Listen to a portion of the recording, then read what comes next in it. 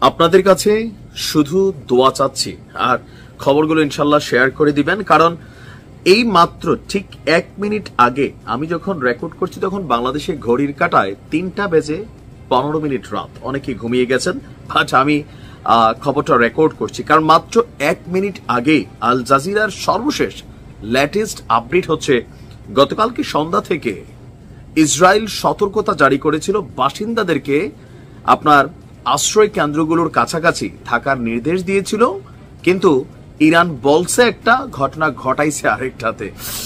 দর্শক, আমি যখন নিউজটি করছি ইসরায়েলের উত্তরাঞ্চলের উপকূলীয় শহর হাইফা, নিশ্চয় নামটা আপনাদের পরিচিত, কারণ ইয়েমেন থেকে প্রায়ই টুংটাং ঘন্টা বাজানো হয় এই শহরটাতে, কারণ এটার আপনার যে বাণিজ্যিক গুরুত্ব বিশাল, কিন্তু এটার যে নিরাপত্তা সিস্টেম সেটা অনেক দুর্বল। আর যেখানে ইরান সরাসরি আবার অভিযান চালাচ্ছে, তাহলে বুঝতেই পারছেন যে আয়রন ডোম কতটা কাজে দিয়েছে।